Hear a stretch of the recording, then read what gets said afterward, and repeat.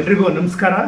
ನಾನು ಯೋಗೀಶ್ ಅಪ್ಪಾಜಯ್ಯ, ಮಾಜಿ ಅಧಿಕಾರಿ, ತೋಟಗಾರಿಕೆ ಇಲಾಖೆ, ಕರ್ನಾಟಕ ಸರ್ಕಾರ, ರಾಷ್ಟ್ರ ಮತ್ತು ರಾಜ್ಯ ಮಟ್ಟದ ಸಂಪನ್ಮೂಲ ವ್ಯಕ್ತಿ, ತರಬೇತುದಾರ, ಸಲಹೆಗಾರ ಹಾಗೂ ಅಗ್ರ ಪ್ರೇರಕ ಭಾಷಣಕಾರ. ನನ್ನ ಪ್ರೇರಣಾ ಸರಣಿಯ ಭಾಗ 1ರಿಂದ 14 ಬಹುತೇಕ ತಾವೆಲ್ಲ ನೋಡಿದ್ದೀರಿ ಅಂತ ಭಾವಿಸಿದ್ದೇನೆ. ಭಾಗ 1ರಿಂದ 14 ನೀವು ನೋಡಿದರೆ ನಾನು ಈಗಾಗಲೇ ಪ್ರಸ್ತಾಪ ಮಾಡಿದ್ದೀನಿ, ಭಾಳಷ್ಟು ಸರಣಿಗಳಲ್ಲಿ ಪ್ರಸ್ತಾಪ ಮಾಡಿದ್ದೀನಿ.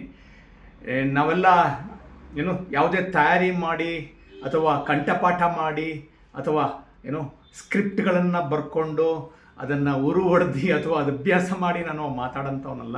ನಾನು ಮೂಲತಃ ನಾನು ಆಗಲೇ ಹೇಳಿದಾಗೆ ನಾನು ವೇದಿಕೆಗಳಲ್ಲಿ ದೊಡ್ಡ ದೊಡ್ಡ ಕಾರ್ಯಕ್ರಮಗಳಲ್ಲಿ ಮಾತಾಡೋಂಥವ್ರು. ಹಾಗಾಗಿ ನಮಗೆ ಒಂದು ಕಡೆ ಕೂತು ಮಾತಾಡೋದು ಅಂದರೆ ಬಹುಶಃ ನಮ್ಮದೆಲ್ಲ ಏನಂದರೆ ವೇದಿಕೆ ಮೇಲೆ ಕೈ ಈಗಲೂ ಬಹುಶಃ ನೀವು ಗಮನಿಸಿರಬೇಕು, ನಾನು ಮಾತಾಡುವಾಗ ನನ್ನ ಕೈ ಮತ್ತು ದೇಹ ಆ ಕಡೆ ಈ ಕಡೆ ಆಗ್ತಾ. ಯಾಕಂದರೆ ಅದು ಯಾವುದೇ ಒಬ್ಬ ಪ್ರೇರಕ ಭಾಷಣಕಾರ ಅಂದಾಗ ನಾವು ಮಾತಾಡುವಾಗ ಆ ಒಂದು ನಮ್ಮ ಕೈ ಮತ್ತು ನಮ್ಮ ದೇಹದ ಚಲನವನ್ನು ಆಗ್ತಾ ಇರ್ತದೆ. ಅದು ಅದು ಅದು ಅದು ನಮ್ಮ ನಿರೀಕ್ಷೆ, ನಾವು ಅದರ ಕಡೆ ನಮ್ಮ ಗಮನನೇ ಇರಲ್ಲ, ಆದರೂ ಅದ್ರ ಪಾಡಿಗೆ ಅದು ಚಲನವನ್ನು ಆಗ್ತಾ ಇರ್ತದೆ. ಆದರೂ ಸಹ ನಾನು ಈ ಎಲ್ಲ ಕಾರ್ಯಕ್ರಮಗಳಲ್ಲಿ ಎಲ್ಲರೂ ಭಾಗಿಯಾಗಲಿಕ್ಕೆ ಆಗೋದಿಲ್ಲ. ಹಾಗಾಗಿ ನಾನು ಬೇರೆ ಬೇರೆ ಕಾರ್ಯಕ್ರಮಗಳಲ್ಲಿ ಪ್ರಸ್ತಾಪ ಮಾಡಿರೋಂಥ ಇವುಗಳನ್ನು ಈ ಒಂದು ಯೂಟ್ಯೂಬ್ ಮೂಲಕ ಕೆಲವಾರು ಮಂದಿಗೆ, ಇನ್ನೂ ಭಾಳಷ್ಟು ಮಂದಿಗಳಿಗೆ ತಲುಪಿಸೋ ನಿಟ್ಟಿನ ಒಂದು ಪ್ರಯತ್ನ ಮಾಡ್ತಾ ಇರೋಂಥದ್ದು. ಹಾಗಾಗಿ ನಾನು ಭಾಳ ಸಹಜವಾಗಿ ಸ್ವಾಭಾವಿಕವಾಗಿ ನನ್ನದೇ ಶೈಲಿನಲ್ಲಿ, ನನ್ನದೇ ದಾಟಿನಲ್ಲಿ ನಾನು ಮಾತಾಡ್ತಾ ಇರೋಂಥದ್ದು. ಹಾಗಾಗಿ ಮಾತಾಡುವಾಗ ಒಂದು ಪದ ಆ ಕಡೆ ಈ ಕಡೆ ಆಗುತ್ತೆ. ಹಾಗಾಗಿ ನಾನು ಅದ್ರ ಕಡೆ ಹೆಚ್ಚು ಗಮನ ಕೊಡಲ್ಲ. ಒಟ್ಟಾರೆ ಸಾರಾಂಶ ಇಷ್ಟೇ, ಆ ಉದ್ದೇಶ ಈಡೇರಬೇಕನ್ನೋ ಒಂದು ನಿಟ್ಟಿನಲ್ಲಿ ನಾನು ಈ ಒಂದು ಪ್ರಯತ್ನವನ್ನು ಮಾಡ್ತಾ ಇರೋಂಥದ್ದು. ನೀವು ಹೆಚ್ಚೆಚ್ಚು ಅದನ್ನು ನೋಡಿ ಬೇರೆಯವ್ರಿಗೂ ಸಹ ಅದನ್ನು ಹಂಚ್ಕೊಳ್ಳೋದ್ರಿಂದ ಬಹುಶಃ ನನಗೂ ಸಹ ಒಂದು ಸ್ಫೂರ್ತಿ, ಇದನ್ನು ಮಾಡಬೇಕು. ಬಹುತೇಕ ಕಳೆದ 14 ಭಾಗಗಳನ್ನು ನೋಡಿರೋಂಥವರು ಎಲ್ಲೋ ಒಂದು ಕಡೆ ಈ ಒಂದು ಕಾರ್ಯಕ್ರಮ ಅಥವಾ ಈ ಒಂದು ವಿಡಿಯೋಗಳು ಎಲ್ಲೋ ಒಂದು ಸಣ್ಣ ಮಟ್ಟದಲ್ಲಿ ಬದಲಾವಣೆ ತರುತ್ತೆ ಅಂತ ನಾನಾದರೂ ಭಾವಿಸ್ತೇನೆ. ಕನಿಷ್ಠ ಪಕ್ಷ ಅದು ಎಷ್ಟು ಜನಕ್ಕೆ ತಲುಪುತ್ತೋ ಗೊತ್ತಿಲ್ಲ, ಆದರೂ ನನ್ನ ಪ್ರಯತ್ನ ಅಂತೂ ನಾನು ಮಾಡೇ ಮಾಡ್ತೇನೆ. ಈಗ ಭಾಗ 15ಕ್ಕೆ ತಮ್ಮೆಲ್ಲರಿಗೂ ಆತ್ಮೀಯ ಸ್ವಾಗತ. ಈಗ 15ರಲ್ಲಿ ನಾನು ಹೇಳೋಂಥ ಒಂದು ಚಿಕ್ಕ ಕತೆ, ನನ್ನ ಮನವಿ, ನನಗಾಗಲೇ ಹೇಳಿದ್ದೀನಿ, ಕುಟುಂಬದ ಸಮೇತ ನೋಡಿ ಅಂತ. ಯಾಕಂದರೆ ಪ್ರೇರೇಪಣೆ ಅನ್ನೋಂಥದ್ದು, ಸ್ಫೂರ್ತಿ ಅನ್ನೋಂಥದ್ದು ಪ್ರತಿಯೊಬ್ಬರಿಗೂ ಬೇಕು. ಚಿಕ್ಕವರಿಗೆ, ಹಿರಿಯರಿಗೆ, ಮಧ್ಯಮ ವಯಸ್ಕರಿಗೆ ಆ ಥರ ಅಂತೇನಿಲ್ಲ, ಎಲ್ಲರಿಗೂ ಬೇಕಾಗುತ್ತೆ.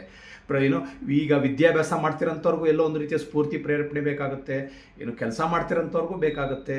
ಅಥವಾ ನಾನು ಗೃಹಿಣಿಯಾಗಿದ್ದರೂ ಸಹ ನನಗೂ ಎಲ್ಲೋ ಒಂದು ರೀತಿಯ ಸ್ಫೂರ್ತಿ ಅಥವಾ ಒಂದು ಪ್ರೇರೇಪಣೆ ಬೇಕಾಗುತ್ತೆ. ಪ್ರತಿಯೊಬ್ಬರಿಗೂ ಅವಶ್ಯ. ನನ್ನನ್ನು ಕೇಳೋದಾದರೆ ಇವತ್ತಿನ ನಕಾರಾತ್ಮಕ ಸಮಾಜದಲ್ಲಿ, ಇವತ್ತಿನ ಯಾವುದು ಮಾಧ್ಯಮ ನೋಡಿದ್ರೂ ನಕಾರಾತ್ಮಕ ವಿಷಯಗಳೇ, ಚರ್ಚೆ ಮಾಡೋಂಥದ್ದು ನಕಾರಾತ್ಮಕ ವಿಷಯಗಳೇ. ಆದ್ದರಿಂದ ಇವತ್ತಿನ ಒಂದು ಸಮಾಜದಲ್ಲಿ, ಇವತ್ತಿನ ಒಂದು ಪರಿಸ್ಥಿತಿನಲ್ಲಿ ಇದು ಒಂದು ಬಹುಶಃ ನನ್ನನ್ನು ಕೇಳೋದಾದರೆ ಹೇಗೆ ಆಮ್ಲಜನಕ ಉಸಿರಾಡಲಿಕ್ಕೆ ಮುಖ್ಯನೋ, ಹೇಗೆ ಕುಡಿಲಿಕ್ಕೆ ನೀರು ಮುಖ್ಯನೋ, ಅಥವಾ ಸೇವನೆ ಮಾಡಲಿಕ್ಕೆ ಆಹಾರ ಮುಖ್ಯನೋ, ಅಷ್ಟೇ ಸಕಾರಾತ್ಮಕ ಚಿಂತನೆಗಳು, ಸಕಾರಾತ್ಮಕ ಮನೋಭಾವನೆ ಅನ್ನೋಂಥದ್ದು ಭಾಳ ಮುಖ್ಯ. ಈ ನಿಟ್ಟಿನಲ್ಲಿ ಸ್ಫೂರ್ತಿ ತುಂಬಂಥ ಅಥವಾ ಪ್ರೇರೇಪಣೆ ತುಂಬಂಥ ಯಾವುದೇ ಅವಕಾಶಗಳಿದ್ದರೂ ಅದು ನಿಮಗೆಲ್ಲರಿಗೂ ಅನುಕೂಲ ಅಂತ ಭಾವಿಸ್ತಾ ಈ ಒಂದು ಕಥೆಯನ್ನು ಹೇಳ್ತಾನೆ. ಯಾರೋ ಒಂದು ಗ್ರಾಮೀಣ ಪ್ರದೇಶದಲ್ಲಿ ಅಥವಾ ಒಂದು ಹಳ್ಳಿನಲ್ಲಿ ಒಂದು ಕುಟುಂಬ ಇತ್ತು. ಭಾಳ ಭಾಳ ಸುಖವಾಗಿದ್ದಂಥ ಒಂದು ಕುಟುಂಬ. ತಂದೆ ಮತ್ತು 2 ಮಕ್ಕಳು. ಬಹುತೇಕ ಅವನಿಗೆ ಹೆಂಡತಿ ಇರಲಿಲ್ಲ ಅಂತ ಅನಿಸುತ್ತೆ, ಯಾವುದೋ ಒಂದು ಬಹುಶಃ ನಿಧನರಾಗಿದ್ದು ಅಂತ ಅನಿಸುತ್ತೆ. ತಂದೆ ಮತ್ತು 2 ಮಕ್ಕಳು, 2 ಗಂಡು ಮಕ್ಕಳು ಖುಷಿಯಾಗಿ ನೆಮ್ಮದಿಯಿಂದಿದ್ದರು. ಅವರ ಮೂಲ ಆದಾಯದ ಮೂಲ ಅಥವಾ ಅವರ ವೃತ್ತಿ ಪಶುಸಂಗೋಪನೆ ಆಗಿತ್ತು, ಹಸು ಸಾಕಾಣಿಕೆ ಇತ್ತು. ಒಂದು 10-15 ಆಕಳುಗಳನ್ನು ಅಥವಾ ಹಸುಗಳನ್ನ ಸಾಕಾಣಿಕೆ ಮಾಡಿಕೊಂಡು ಅದನ್ನು ಪಾಲನೆ ಮಾಡಿಕೊಂಡು ಜೀವನ ಭಾಳ ನೆಮ್ಮದಿಯಾಗಿ ಕಳೀತಾ ಇದ್ರು. ಹಾಗೆ ತಂದೆ ಒಂದು ಸಲ ಕೇಳಿದಂತೆ 2 ಮಕ್ಕಳುಗಳಿಗೆ, ಯಾಕಂದರೆ ಭಾಳ ಚೆನ್ನಾಗಿದ್ದರು, ಪಶುಪಾಲನೆ ಮಾಡ್ತಿರಲಾಗಿ, ಹಸುಗಳನ್ನ ಸಾಕ್ತಿರೋದಾಗಿ, ಅದು ಹಾಲು ಕೊಡ್ತಾಯಿತ್ತು, ಹಾಲನ್ನು ಮಾರಾಟ ಮಾಡ್ತಾಯಿದ್ರು. ಆ ಒಂದು ಬಂದಿರೋಂಥ ಆದಾಯದಲ್ಲಿ ಜೀವನ ಸಾಗಿಸ್ತಾಯಿದ್ರು. ಮಕ್ಕಳನ್ನ ಕೇಳಿದಂತೆ, ಇನ್ನು ಚಿಕ್ಕವರು, ಬಹುತೇಕ ನನ್ನ ಪ್ರಕಾರ ಒಂದು 8 ವರ್ಷನೋ ಅಥವಾ 8 ವರ್ಷ ಮತ್ತು 9 ವರ್ಷದ ಮಕ್ಕಳುಗಳು. ಹಾಗೆ ಕೇಳಿದಂತೆ, ನಾವು ಭಾಳ ನೆಮ್ಮದಿಯಿಂದಿದ್ದೀವಲ್ಲ, ಕುಟುಂಬ ಚೆನ್ನಾಗಿದ್ದೀವಲ್ಲ ನಾವೆಲ್ಲ ಒಟ್ಟಿಗೆ ಅಂತ ಹೇಳಿದ್ರು. ಹೌದು ಮಕ್ಕಳು, ಹೌದು ಅಂದ್ರಂತೆ. ಇದಕ್ಕೇನು ಕಾರಣ ಗೊತ್ತಾ ಅಂತ ಕೇಳಿದ್ರಂತೆ ತಂದೆ. ಅದಕ್ಕೆ ಮಕ್ಕಳಂದಂತೆ, ನಾವು ಹಸು ಸಾಕಿದ್ದೀವಿ, ಹಸುಗಳು ನಮಗೆ ಹಾಲು ಕೊಡ್ತವೆ, ಹಾಗಾಗಿ ನಾವು ಸುಖವಾಗಿದ್ದೀವಿ, ಖುಷಿಯಾಗಿದ್ದೀವಿ ಅಂತ. ಮಕ್ಕಳು ಅಂದ್ಕೊಂಡಿದ್ದು ಏನಂತಾರೆ, ಹಸು ಹಾಲು ಕೊಡುತ್ತೆ, ಅದರಿಂದ ನಮ್ಗೆ ಆದಾಯ ಬರ್ತಾ ಇದೆ, ಹಾಗಾಗಿ ಚೆನ್ನಾಗಿದ್ದೀವಿ. ಮಕ್ಳಿಗೆ ಬೇಕಾಗಿರೋಂಥ ಎಲ್ಲ ಇವುಗಳನ್ನ ತಂದೆ ಆ ಒಂದು ಬರೋಂಥ ಹಣದಲ್ಲೋ ಆದಾಯದಲ್ಲೋ ತಂದು ಕೊಡ್ತಾರೆ ಅಂತ ಮಕ್ಕಳು ಹೇಳಿದಂತೆ. ಹಸು ಹಾಲು ಕೊಡುತ್ತೆ, ಹಾಗಾಗಿ ನಾವು ನೆಮ್ಮದಿಗಿದೆ. ಅದಕ್ಕೆ ತಂದೆ ಅಂದ್ರಂತ, ಇಲ್ಲ, ಹಸು ಹಾಲು ಕೊಡಲ್ಲ, ಇದು ಬೇರೆ ಕಾರಣ ಇದೆ ನಾವು ಖುಷಿಯಾಗಿರಲಿಕ್ಕೆ, ನೆಮ್ಮದಿಯಾಗಿರಲಿಕ್ಕೆ ಅಂತ. ಮಕ್ಳಿಗೆ ಆಶ್ಚರ್ಯ, ಇದೇನು ತಂದೆಯವ್ರು ಈಗ ಹೇಳ್ತಾ ಇದ್ದಾರಲ್ಲ, ನಾವು ಹಸು ಸಾಕಾಣಿಕೆ ಮಾಡ್ತಾ ಇದ್ದೀವಿ, ಏನು ಹಸು ಹಾಲು ಕೊಡ್ತಾ ಇದೆ, ಅದರಿಂದ ನಮಗೆ ಆದಾಯ ಬರ್ತಾ ಇದೆ, ಹಾಗಾಗಿ ನಾವು ನೆಮ್ಮದಿಯಾಗಿ ಖುಷಿಯಾಗಿದ್ದೀವಿ ಅಂದರೆ ತಂದೆ ಇಲ್ಲ ಅಂತಾರಂತ. ಯಾಕೆ ಮತ್ತು ಇನ್ನೇನು ಕಾರಣ ಅಂತ ಕೇಳಿದ್ರಂತೆ ಮಕ್ಕಳು. ಅದರಲ್ಲಿ ಅದಕ್ಕೆ ತಂದೆ ಅನ್ನಂತ ನಾನು ಈಗ ಕಾರಣ ಹೇಳಲ್ಲ. ಈಗ ನಾನು ಆಗಲೇ ಹೇಳ್ದಂಗೆ ಚಿಕ್ಕವನು 8 ವರ್ಷ, ದೊಡ್ಡವನು 9 ವರ್ಷ. ನೀನು 10 ವರ್ಷ ಆಗ್ತೀಯ ನೋಡು, ನೀನು 10 ವರ್ಷ ಆದ ತಕ್ಷಣ ನಾನು ನಿನಗೆ ಇದ್ರದ್ದು ಕಾರಣ, ನಿಜವಾದ ಕಾರಣ ಏನು ಅಂತ ಹೇಳ್ತೀನಿ ಅಂತ ತಂದೆ ಅಂತೆ. ಇಬ್ಬರು ಮಕ್ಕಳಿಗೂ ಕುತೂಹಲ ತಿಳ್ಕೊಳ್ಳಿಕ್ಕೆ, ಇನ್ನೂ 1 ವರ್ಷ ಕಾಯಬೇಕಲ್ಲ, 10 ವರ್ಷ ದಾಟಲಿಕ್ಕೆ ಅಂತ. ಹೇಗೋ ದಿನಗಳು ಕಳಿತು, ತಿಂಗಳು ಕಳಿತು, ಸರಿಯಾಗಿ ಅವನಿಗೆ 10 ವರ್ಷ ಆಗಂತ ಒಂದು ದಿನ ಬಂದೇ ಬಿಡ್ತು. ಭಾಳ ಕುತೂಹಲ, ಭಾಳ ವರ್ಷಗಳಿಂದ ಹಿಡಿದಿಟ್ಕೊಂಡಿದ್ರು. ಆ ಕುತೂಹಲ ಆ ದೊಡ್ಡವನು ರಾತ್ರಿ ಎದ್ದುಬಿಟ್ಟು ಮಧ್ಯರಾತ್ರಿ ಆಗ್ತಿದ್ದಂಗೆ ಬಹುಶಃ ತಂದೆ ಹೇಳಿರೋ ಪ್ರಕಾರ 10 ವರ್ಷ ಆಯಿತು. ತಂದೆನ ಕೇಳಿದ್ನಂತೆ, ಅಪ್ಪ ನೀನು ಹೇಳ್ತಿದ್ದಲ್ಲ ನಾವು ನೆಮ್ಮದಿಯಾಗಿರಲಿಕ್ಕೆ, ಖುಷಿಯಾಗಿರಲಿಕ್ಕೆ ಕಾರಣ, ನಿಜವಾದ ಕಾರಣ ಏನು ಹೇಳ್ತೀನಿ ಅಂತ ಹೇಳಂತ. ಈಗ 12 ಮಲಗು, ಬೆಳಿಗ್ಗೆ ನಾನು ನಿನಗೆ 4 ಗಂಟೆಗೆ ಎದ್ದೇಳಿಸ್ತೀನಿ, ಆವಾಗ ನಾನು ನಿನಗೆಲ್ಲ ಹೇಳ್ತೀನಿ ಅಂತ.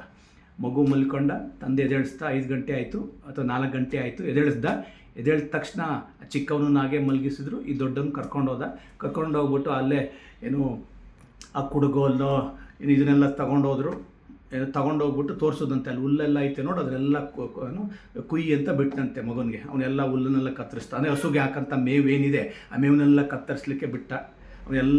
ಅವರೆಲ್ಲ ಮಾಡೋದು ಹೇಳ್ಕೊಟ್ಟ, ಅವರೇನೂ ಮಾಡ್ದ.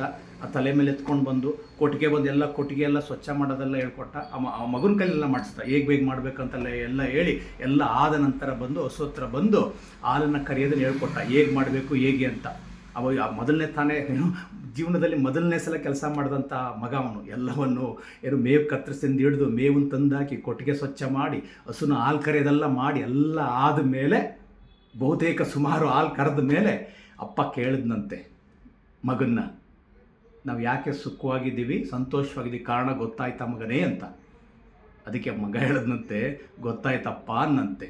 ಏನು ಹೇಳಪ್ಪ, ಏನು ಕಾರಣ ಅಂತಂದಾಗ ಹೇಳಿದ್ನಂತೆ ಮಗ, ಅಪ್ಪ ಹಸು ಹಾಲು ಕೊಡಲ್ಲ, ಆಕಳ ಹಾಲು ಕೊಡಲ್ಲ, ನಾವು ಕರಿಬೇಕು ಅನ್ನಂತೆ. ಬಹುಶಃ ಸಾರಾಂಶ ಇಷ್ಟೇ. ದಯಮಾಡಿ ಈ ವಿಡಿಯೋವನ್ನು ನಿಮ್ಮ ಮಕ್ಕಳುಗಳಿಗೂ ಸಹ ತೋರಿಸಿ. ತಾತ್ಪರ್ಯ ಸಾರಾಂಶ ನಾನು ಮಕ್ಕಳ ದೃಷ್ಟಿಯಿಂದ ಹೇಳ್ತೀನಿ. ನಾವು ಅಷ್ಟೇ, ತಂದೆ ತಾಯಿಗಳು ಪಾಪ ಹಾಲು ಕರೆದು ಬೆಳಗ್ಗೆ ಎದ್ದು, ಅಂದರೆ ನಾನು ಬೇರೆ ಬೇರೆ ವೃತ್ತಿಗಳು ಹೇಳ್ತಾ ಇದೇ ವೃತ್ತಿ ಅಂತ ಹೇಳ್ತಾ ಇಲ್ಲ, ಅವರವರ ವೃತ್ತಿಗಳಲ್ಲಿ, ಅವರವರ ಕಸುಬಿನಲ್ಲಿ, ಅವರವರ ಕೆಲಸಗಳಲ್ಲಿ ಭಾಳ ಶ್ರಮ ವಹಿಸಿ ನಮಗೆಲ್ಲ ಆದಾಯ, ಅವರು ಕಷ್ಟಪಟ್ಟು ನಮಗೇನೂ ಕಷ್ಟವನ್ನು ತೋರಿಸ್ತಾ ಇರಲಿಲ್ಲ. ಕುಟುಂಬ ನಡ್ಸ್ಕೊಂಡು ಹೋಗ್ಲಿಕ್ಕೆ ಬೇಕಾಗಿರೋಂಥ ಆದಾಯವನ್ನು ಮಾಡ್ತಾಯಿದ್ರು, ನಮಗೆ ಬೇಕಾಗಿರೋದನ್ನು ಕೊಡಿಸ್ತಾಯಿದ್ರು, ವಿದ್ಯಾಭ್ಯಾಸ ಕೊಡಿಸಿದ್ರು.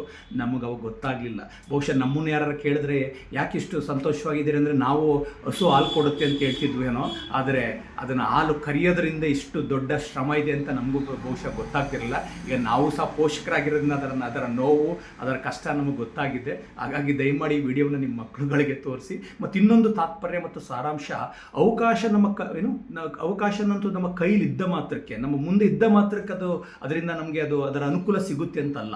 ಈಗ ಹಸು ಇದ್ದ ಮಾತ್ರಕ್ಕೆ ಹಸು ಹಾಲು ಕೊಡಲ್ಲ, ಬದಲಾಗಿ ನಾವು ಹಾಲನ್ನು ಕರಿಬೇಕು ಅಂದರೆ ಎಲ್ಲ ಪ್ರಕ್ರಿಯೆನೂ ನಾವು ಮಾಡಬೇಕು. ಅದಕ್ಕೆ ಮೇವು ಬೆಳೆಯೋದ್ರಿಂದ ಹಿಡಿದು, ಮೇವು ಹಾಕೋದ್ರಿಂದ ಹಿಡಿದು, ಕೊತ್ತಿಗೆ ಸ್ವಚ್ಛಗೊಳಿಸೋದು ಎಲ್ಲವನ್ನೂ ಸಹ ಮಾಡಬೇಕು. ಚಿನ್ನದ ಗಣಿ ಮೇಲೆ ನಾವು ಕೂತು ಮಾತ್ರಕ್ಕೆ ನನಗೆ ಚಿನ್ನ ಸಿಗಲ್ಲ. ಕೈಗೆ ಚಿನ್ನ ಸಿಕ್ಕಬೇಕು ಅಂದರೆ ಅದಕ್ಕೆ ಪೂರಕವಾಗಿರೋಂಥ ಎಲ್ಲ ಪ್ರಕ್ರಿಯೆಗಳನ್ನು ಎಲ್ಲವನ್ನ ಮಾಡಬೇಕು. ಅದಕ್ಕೆ ಹೇಳ್ತಾರೆ, ಕೈ ಕೆಸರಾದರೆ ಬಾಯಿ ಮೊಸರು ಅನ್ನೋ ಥರ. ಹಾಗಾಗಿ ಮತ್ತೊಮ್ಮೆ ತಮಾಷೆಗೆ ಹೇಳ್ತಾ ಇದ್ದೀನಿ, ಹಸು ಹಾಲು ಕೊಡಲ್ಲ, ನಾವು ಕರಿಬೇಕು ಅಂತ ಹೇಳ್ತಾ ತಮ್ಮೆಲ್ರಿಗೂ ಭಾಗ